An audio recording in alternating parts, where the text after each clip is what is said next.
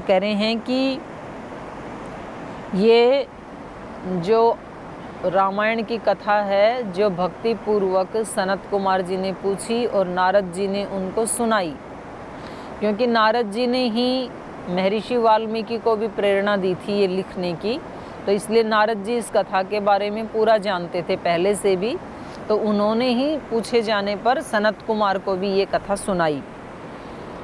तो इस कथा का फल क्या है? रामायणम आदि काव्यम करेंगे। जो रामायण रूपी ग्रंथ है ना, ये आदि काव्य, इससे पहले कोई ऐसा काव्य नहीं था, सबसे पहला काव्य है ये, आदि काव्य है ये। सर्व वेदार्थ सम्मतम, और ये काव्य वेद विरुद्ध नहीं है, बल्कि सर्व वेदार्थ सम्मतम, सभी वेदों के अर्थ के सम्मत है ये, माने वेदों के अनुकूल है, वेद की सम्मति के अनुकूल है। सर्व पाप हरम पुण्यम, और इसके द्वारा सब पापों का हरण हो जाता है। इसमें किसी भी जीवन के पहलू को छोड़ा नहीं गया है रामायण में। तो जब सारे ही पहलू मनुष्य के ठीक हो जाएंगे तो कोई किसी भी पक्ष में किसी तरफ भी कोई पाप रहने की गुंजाइश नहीं रहती है। सर्व पाप हरम पुण्यम सर्व दुख निबर्हणम, और सब प्रकार के दुखों का ये बरहण करने वाला है, नाश करने वाली है ये कथा। समस्त पुण्य फलदम, जितने भी प्रकार के पुण्य हो सकते हैं उन सब का फल मिल जाता है। रामायण को पहले पढ़ें या सुनें और उसके बाद हम अपना जीवन भी वैसा बनाने की कोशिश करें। बस वैसा जीवन यदि बन गया तो सारे पापों का नाश हो जाता है और समस्त पुण्यों का फल मिल जाता है। सर्व यज्ञ फलप्रदम, सभी प्रकार के यज्ञों का फल देने वाला है ये। तो हमने पहले भी कई बार चर्चा की है कि यज्ञ केवल वो ही नहीं है जो हम हवन कुंड में समिधाएं जला करके उसमें घी सामग्री डालते हैं, वो स्थूल रूप है यज्ञ का।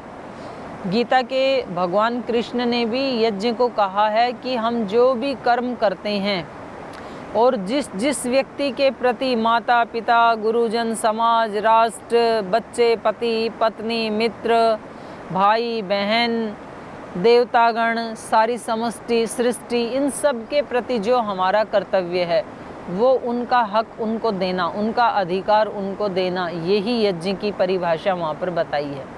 और ये सारी सृष्टि भी यज्ञ कर रही है। तो जब हम अपने कर्मों को ऐसे आदर्श बना लेते हैं, जैसे कि श्री राम ने अपने कर्मों को आदर्श बनाया, तो हमारे सारे यज्ञ पूरे हो गए फिर, और तभी हमारा जीवन रूपी यज्ञ पूर्णाहुति को प्राप्त होता है फिर। तो इसलिए इन्होंने कहा कि ये जो रामायण का पढ़ना, पढ़ाना, सुनना, सुनाना और फिर उसको अपने जीवन में लाना, ऐसा श्रेष्ठ अपना जीवन बनाना, सबके अनुकूल ऐसा अपना जीवन बनाना कि हम किसी को भी हिंसा ना करें, किसी को भी दुखी ना करें, तो समझ लो कि हमारा जीवन ही एक यज्ञ बन गया।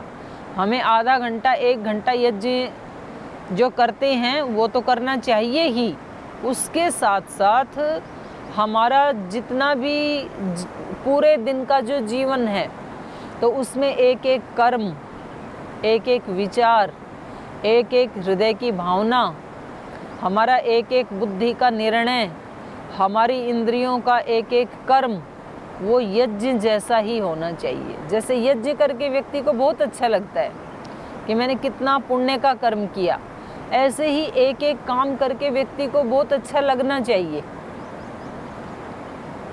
एक व्यक्ति को झाड़ू पोछा लगा के भी उतनी ही खुशी मिलनी चाहिए जितनी यज्ञ करके खुशी मिलती है।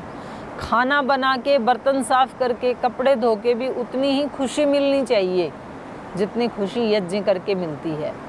एक व्यक्ति को उतनी ही संतुष्टि अपना ऑफिशियल वर्क करने के बाद भी मिलनी चाहिए। जैसे यज्ञ करके संतुष्ट होते हैं ना, और ऑफिस का काम करके बिल्कुल थक जाते हैं, जब घर आते हैं और बच्चे दरवाजे के ऊपर ही पहुंच जाते हैं कि पापा आ गए, पापा आ गए। पापा कहते हैं अभी मेरे से बात मत करो, मेरा दिमाग अभी ठीक नहीं है। तो इसका मतलब है कि आपने ऑफिस में रहते हुए यज्ञ नहीं किया। बच्चे तो यज्ञ कर रहे हैं, घर में खेल रहे हैं, पढ़ रहे हैं, जो भी कर रहे हैं, तो हम पढ़ाई कर रहे हैं या किसी को पढ़ा रहे हैं या पढ़ने वाले विद्यार्थी पढ़ रहे हैं, अध्ययन अध्यापन दोनों ही, हमारा फैक्ट्री का काम, ऑफिस का काम, दुकान का काम, जो भी हम कर रहे हैं, उन सब को करने के बाद ऐसी ही तृप्ति और ऐसी ही प्रसन्नता और ऐसी ही उमंग तरंग मन में होनी चाहिए, जैसे कि कोई यज्ञ करने के बाद, कोई पूजा करने के बाद, कोई अनुष्ठान करने के बाद हमारा मन तृप्त होता है। उस यज्ञ की बात कर रहे हैं ये।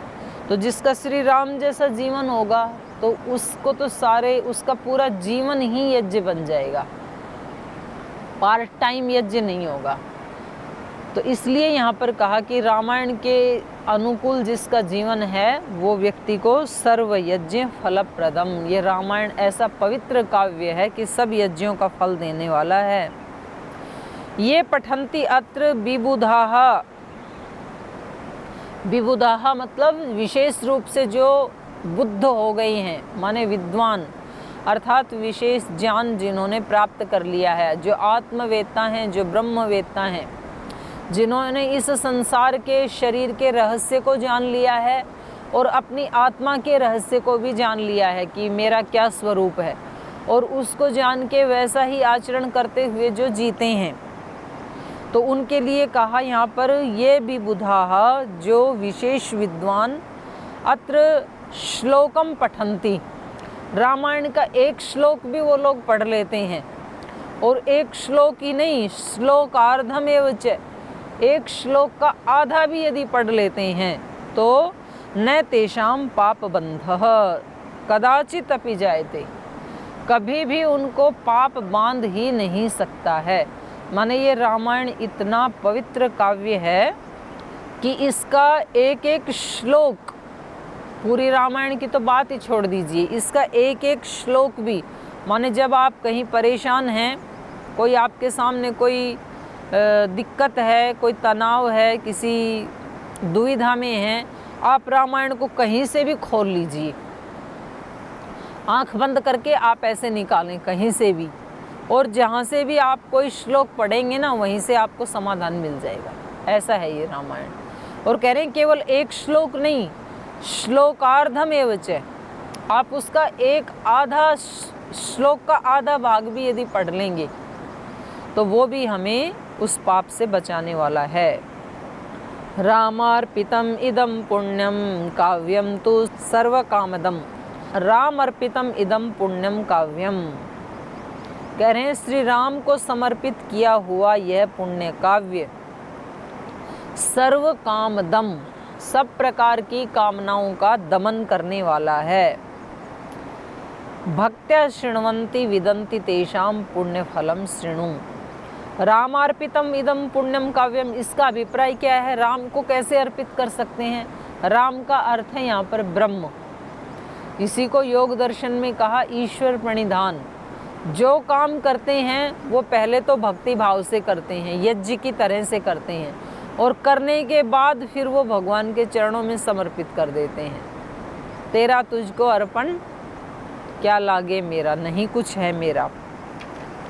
इसी को ही वहाँ पर योग दर्शन में कहा है ईश्वर प्रणिधानात्वा भक्ति विशेषात आवर्जितः ईश्वरः अभिध्यान मात्रेण तम अनुगृह्णाति, उस साधक को संकल्प मात्र से ही भगवान धन्य कर देता है। भाई उसकी दृष्टि तो एक बार यदि पड़ जाए किसी के ऊपर तो फिर तो एक जन्म का तो क्या, जन्म जन्मांतरों के जो पुण्य किए थे उनका फल मिल गया। बस एक बार माता पिता की, गुरुजनों की कृपा दृष्टि हो जाए किसी के ऊपर तो उसको तो फिर बहुत वर्षों का किया हुआ जो पुण्य है उसका फल मिल गया उसको।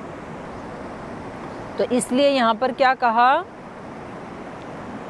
भक्त्या शृण्वन्ति राम अर्पितम इदम पुण्यम काव्यम, जब ये पुण्य काव्य राम को अर्पित किया जाता है, माने सारे कर्म हमारे ईश्वर के अर्पित हो जाते हैं, हम ईश्वर प्रणिधान की स्थिति में जब होते हैं तो भक्त्या शृण्वन्ति विदन्ति तेषां पुण्यफलम, जो भक्ति पूर्वक इसका श्रवण करते हैं और भक्ति पूर्वक इसको समझते भी हैं, विदन्ति विदत ज्ञानी, इसको जानते हैं, इसके मर्म को जानते हैं, तेषां पुण्यफलम शृणु, उनको कितना पुण्य लगता है और उस पुण्य का उनको कितना फल मिलता है वो आप सुनिए। तो उसका बता रहे हैं, शत जन्मार्जितै पापै सद्य एव विमोचिताः सहस्रकुल संयुक्तै प्रयान्ति परमं पदम। शत जन्मार्जितै पापै, यहाँ 100 का मतलब 100 नहीं है, 100 का मतलब है बहुत सारे, सैकड़ों जन्मों में। शत जन्मार्जितै पापी, सैकड़ों सैकड़ों जन्मों में अर्जित किए हुए जो पाप हैं, सद्य एव विमोचिताः, तो उनसे तुरंत ही छूट जाते हैं। एक बार ज्ञान हुआ व्यक्ति को, ऐसे पुण्य का प्रताप से कोई ऐसे मन में चेतना में जागृति आई, तो फिर सैकड़ों सैकड़ों जन्मों का जो अज्ञान था और उस अज्ञान के कारण जो हमने पाप किए थे, जो हमारे से दोष हो गए थे, वो सारे तुरंत नष्ट हो जाते हैं। भक्त जनों के संकट क्षण में दूर करे, एक ही क्षण लगती है। फिर सहस्र कुल संयुक्तैहि, सहस्रों मतलब हजारों, हजारों पीढ़ियों के साथ, सहस्र कुल संयुक्तै प्रयान्ति परमं पदम। तो इसके दो अर्थ हैं। हजारों पीढ़ियों के साथ मतलब जब एक कोई व्यक्ति तप करता है, जैसे आज इस युग में जो महापुरुष हैं, श्रद्धेय स्वामी जी महाराज हैं, या उनकी तरह ही ऐसे बहुत सारे संत हैं देश में, ऐसा नहीं है कि कोई एक ही व्यक्ति इस धरती के ऊपर है। तो ऐसे जो पुण्यशील आत्माएं हैं, अब उनके साथ जो जुड़े हुए लोग हैं, अगर मैं अपने ही संगठन की बात करूं, तो आज श्रद्धेय स्वामी जी महाराज के साथ कम से कम 10 करोड़ लोग डायरेक्ट रूप से जुड़े हुए हैं। 10 करोड़ लोग तो रोज़ाना सुबह कार्यक्रम देखते हैं जो इंडिया टीवी पे और आस्था चैनल पे आता है, तो वो उस पर सोशल मीडिया पे पता लग जाता है कि कितने लोगों ने उसको देखा, कितने लोगों ने उसको पसंद किया। और इनडायरेक्ट रूप से जिनके पास फ़ोन नहीं है या जो कहीं गांव में रहते हैं, वो करते हैं लेकिन वो भेज नहीं पाते हैं उसको, उनके पास उस तरह का फ़ोन नहीं है, स्मार्टफोन नहीं है। तो ऐसे हजारों नहीं, लाखों करोड़ों लोगों को वो परम पद मिल जाएगा। जो लाभ योग का एक व्यक्ति को हुआ, एक स्वामी जी महाराज को हुआ, वही लाभ उनके रहते हुए जितने लोगों तक पहुंचता है। और भारत ही नहीं, आज तो पूरा विश्व योग के प्रति नतमस्तक है, उसका अनुष्ठान कर रहा है और उसकी महिमा को स्वीकार कर रहा है। तो जो जो उसकी महिमा को स्वीकार करके योग का अनुष्ठान करेंगे, तो वो करोड़ों लोग, वो करोड़ों कुल, वो हजारों पीढ़ियाँ वो तर जाएंगी। तो ऐसा ही यहाँ पे कहा है कि सहस्र कुल संयुक्तै प्रयान्ति परमं पदम। ऐसा जो व्यक्ति जिसने अपना जीवन प्रामाणिक बना लिया है, जिसने रामायण के अनुकूल अपना जीवन बना लिया है, तो फिर वो करोड़ों लोगों का, करोड़ों पीढ़ियों का उद्धार करने वाला हो जाता है। किम तीर्थैहि गो प्रदानैवाह किम तपोभि किम अध्वरैहि अहनि अहनि रामस्य कीर्तनम परिशृण्वताम।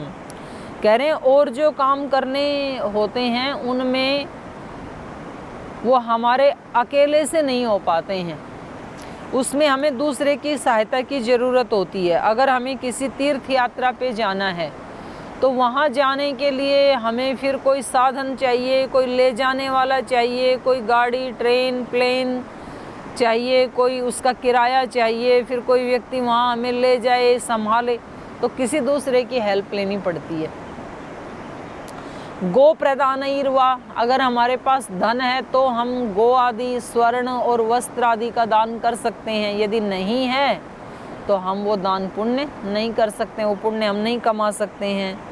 किम तपो भी, यदि हमारे शरीर में भी बहुत शक्ति है और हमारे पास समय भी है और हमारे अंदर ज्ञान भी है, तो हम किसी ऐसे स्थान में जाके तप कर सकते हैं, वरना तो तप भी नहीं कर सकते हैं। किम अध्वरई ही, अध्वर कहते हैं यज्ञ को। और बहुत बड़े बड़े यज्ञ याग आदि करने के लिए भी समय भी चाहिए और सामर्थ्य भी चाहिए, उसमें खर्चा भी बहुत आता है। माने जैसे कोई गायत्री यज्ञ करता है और वो ऐसे संकल्प लेता है कि मुझे 1 लाख या 1.25 लाख गायत्री का यज्ञ करना है, तो प्रतिदिन वो कम से कम 2000 2500 मंत्रों से आहुति देता है। तो 2-2500 मंत्रों से आहुति देने के लिए कम से कम उसको 3 किलो तो घी चाहिए रोज़ाना, 3 किलो या 4 किलो। और फिर सामग्री चाहिए, इतना समय चाहिए, और फिर जा कर के कहीं 2-3 महीने में वो यज्ञ पूरा होता है। तो अब इतनी ज़्यादा सामर्थ्य, इतनी शक्ति सबके पास तो नहीं होती है। रोज़ाना 4 किलो घी का मतलब है रोज़ाना 2000 रुपये का घी अग्नि को देना, और फिर सामग्री अलग से है, और फिर और समिधाएँ अलग से हैं, और आने वालों को कुछ प्रसाद आदि देना वो अलग से है। तो कितना तो खर्चा चाहिए, कितना समय चाहिए। तो कह रहे हैं कि ये सब करने में हमें डिपेंड होना पड़ता है, दूसरों के निर्भर होना पड़ता है। लेकिन रामायण की कथा सुनने में या पढ़ने में किसी के भी डिपेंड नहीं होना पड़ता, और जैसा रामायण में कहा है वैसा जीने में हमें किसी के भी डिपेंड नहीं होना पड़ता, वो हम स्वयं से कर सकते हैं, उसमें कुछ भी लगता नहीं है। तो कह रहे हैं कि ये सब करने से क्या फ़ायदा, इतना ज़्यादा झंझट मोल लेने की आवश्यकता नहीं है। आप केवल रामायण को पढ़ें या रामायण को सुने और उसके अनुसार जीवन जिएं, तो फिर आपको तीर्थ में जाने की आवश्यकता नहीं है। किम तीर्थई, तीर्थ से क्या प्रयोजन। किम गो प्रदानई ही, गाय आदि सोने आदि का दान देने से क्या प्रयोजन। अब कोई ज़रूरत नहीं है आपको, अगर आपके पास है तो दीजिए, ऐसा नहीं है कि मना कर रहे हैं, लेकिन आपके पास यदि सामर्थ्य नहीं है तो कोई बात नहीं है।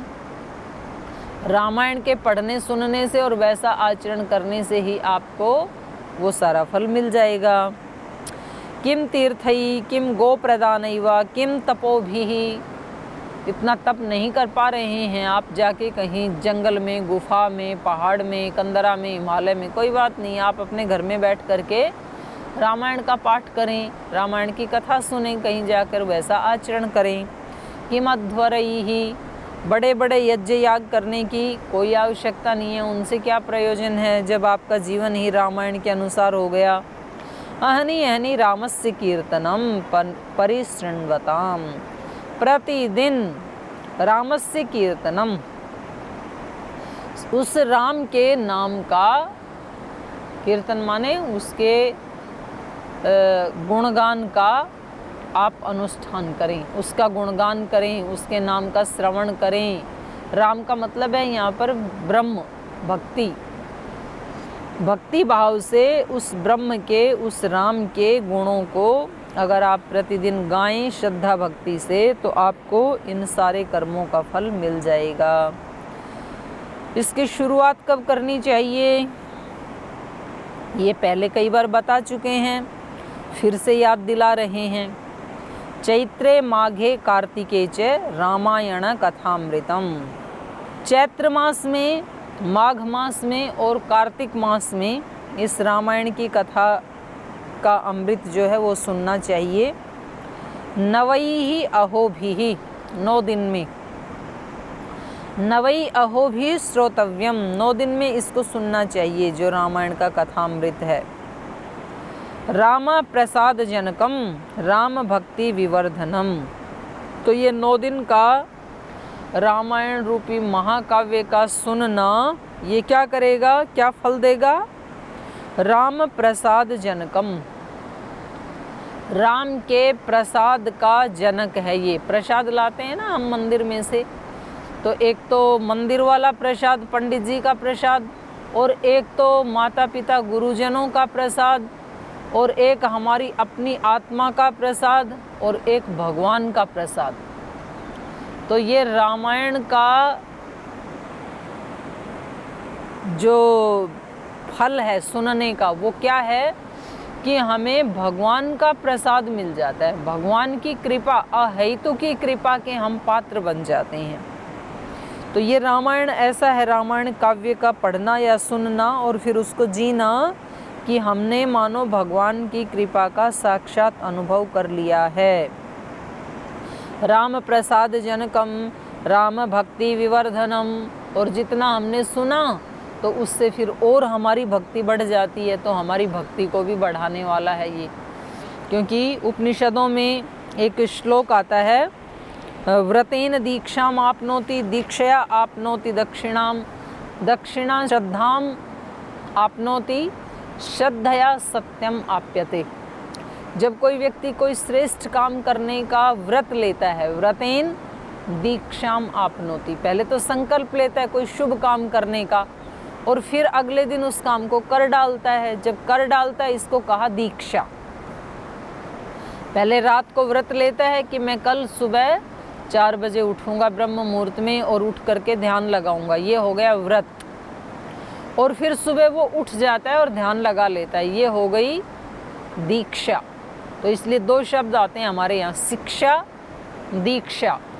शिक्षा का मतलब शब्द रूप में सुनना और दीक्षा का मतलब वैसा आचरण में आ जाना। तो इसलिए 2 शब्द आते हैं, शिक्षा दीक्षा। इसकी शिक्षा दीक्षा वहाँ पूरी हुई। व्रतेन दीक्षाम आपनोति, पहले व्यक्ति व्रत लेता है, उसके बाद वो दीक्षा को प्राप्त होता है। दीक्षा से क्या होगा? दीक्षया आपनोति दक्षिणाम। जब किसी काम को करने लग जाता है, दीक्षित हो जाता है। दीक्षित होना मतलब कुशल होना। तो एक तो कुल का ही, किसी ऋषि का कुल ही चला हुआ है दीक्षित। दीक्षित माने जिन्होंने वो कर्म किया, वेदोक्त कर्म किया, तो उनके कुल को कहते हैं दीक्षित कुल। उससे क्या होगा? दीक्षया आपनोति दक्षिणाम, फिर दक्षिणा मिलनी शुरू हो जाती है। दक्षिणा का मतलब है उसका फल मिलना शुरू हो जाता है। फिर जैसे ही हमने ध्यान किया तो हमारा मन शांत होने लगा, ये दक्षिणा है। जैसे ही हमने प्राणायाम और व्यायाम करना शुरू किया, हमारे रोग नष्ट होने शुरू हुए, ये उसकी दीक्षा है, ये दक्षिणा है।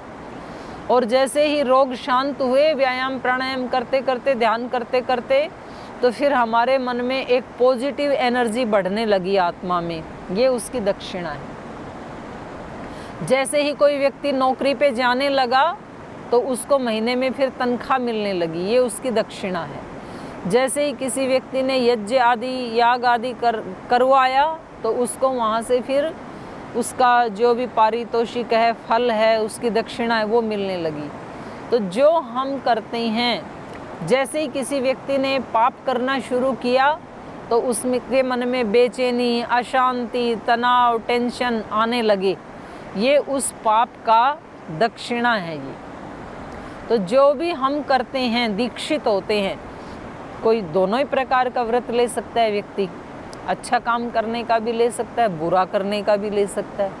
कभी कभी तो बुरे काम का भी तो व्यक्ति संकल्प करता है ना। तो जैसे चीन ने संकल्प किया कि हम एक ऐसा बायोवेप बनाएंगे कि हम सारी दुनिया को बिना हथियारों के ही मार डालेंगे और फिर सारे विश्व की अर्थव्यवस्था के ऊपर फिर उसकी वैक्सीन बनाएंगे और हमारा काबू हो जाएगा। ये क्या है? ये बुरा व्रत है। और फिर उन्होंने वैसा किया, वो उसकी दीक्षा है। और फिर जो आज घटित हो रहा है, ये उसकी दक्षिणा है। तो यहाँ जो बात कही जा रही है वो अच्छे कर्म के लिए कहा जा रहा है इस मंत्र में। व्रतेन दीक्षाम आपनोति दीक्षया आपनोति दक्षिणाम, दक्षिणा मिलना शुरू हो जाती। दक्षिणा से क्या होगा? दक्षिणा श्रद्धाम आपनोति, फिर व्यक्ति की श्रद्धा बन जाती है उस काम में कि भाई मैंने ऐसे किया और मेरे जीवन में फ़ायदा हो रहा है, तो उसकी श्रद्धा बन जाती है, उसको कोई तोड़ नहीं सकता है। फिर श्रद्धया सत्यम आप्यते, और जिसको श्रद्धा की प्राप्ति हो गई वो निश्चित रूप से सत्य को प्राप्त करेगा, उसको कोई रोक नहीं सकता है। श्रद्धावान लभते ज्ञानम, जिसके अंदर श्रद्धा पैदा हो गई तो ये जीवन की बहुत बड़ी कमाई है। नहीं तो व्यक्ति की सच्ची श्रद्धा पैदा होती ही नहीं है, ना शास्त्रों के प्रति होती है, ना वेद के प्रति होती है, ना गुरुजनों के प्रति होती है, ना शुभ कर्मों के प्रति होती, कर लेता है लेकिन रिचुअल्स की तरह से करता है उन कर्मों को, श्रद्धा उत्पन्न नहीं होती है। श्रद्धा उत्पन्न हुई मीराबाई में, श्रद्धा उत्पन्न हुई गुरु नानक देव जी में, श्रद्धा उत्पन्न हुई महर्षि दयानंद में, श्रद्धा उत्पन्न हुई स्वामी विवेकानंद में। ऐसे जो महापुरुष हुए उनके जीवन में श्रद्धा उत्पन्न हुई, उन्होंने सत्य को प्राप्त किया। तो यहाँ बात कह रहे हैं, राम प्रसाद जनकम राम भक्ति विवर्धनम सर्व पाप क्षय करम सर्व संपद विवर्धनम। सारी संपदाओं को बढ़ाने वाला है ये रामायण का पाठ। यस्तु एतत् शृणुयात वापि पठेत वा सुसमाहित। चाहे कोई व्यक्ति एकाग्रचित्त होकर के इसको पढ़ता है या एकाग्रचित्त होकर के इसको सुनता है। पढ़ना, पढ़ाना, सुनना, सुनाना। महर्षि दयानंद ने भी अपने आर्य समाज के नियमों में एक नियम यही बनाया, वेद का पढ़ना, पढ़ाना। अगर पढ़ाने वाले कोई हैं तो खुद उनको भी पढ़ाओ, खुद भी पढ़ो। दूसरा सामने नहीं है तो खुद पढ़ो। तो वेद का पढ़ना, पढ़ाना, सुनना, सुनाना सब आर्यों का परम धर्म है। और ये बात हमारे ऋषियों ने पहले भी यही कही, स्वाध्याय प्रवचनाभ्याम माँ प्रमद है, उसमें कभी प्रमाद मत करना, स्वाध्याय करने में और प्रवचन करने में, क्योंकि ये सदग्रंथ ही हमारे लिए जीवन की नौका हैं, ये ही हमें बचा सकते हैं। यदि हमने इनका पढ़ना, पढ़ाना, सुनना, सुनाना छोड़ दिया तो हम इस भवसागर में डूबेंगे निश्चित रूप से।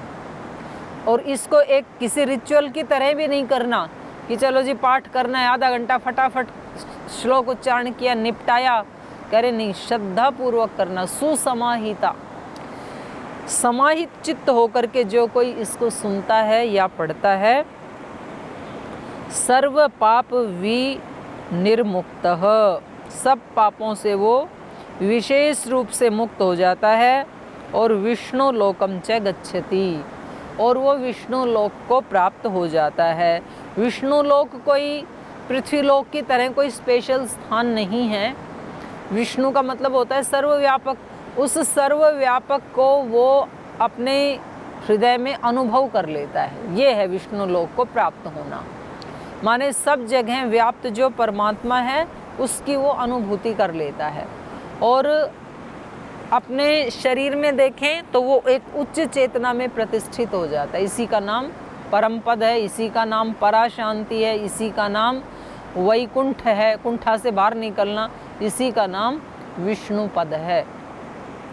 तो ये हमने अभी तक रामायण का महात्म्य, उसकी विधि और उसका प्रतिफल, उसका पात्रता और फिर उसका प्रतिफल, ये हमने पढ़ा। अब हम कल से रामायण का, वाल्मीकि रामायण का जो मूल पाठ है उसको प्रारंभ करेंगे। आज यहीं पाठ को विराम देते हैं। ओम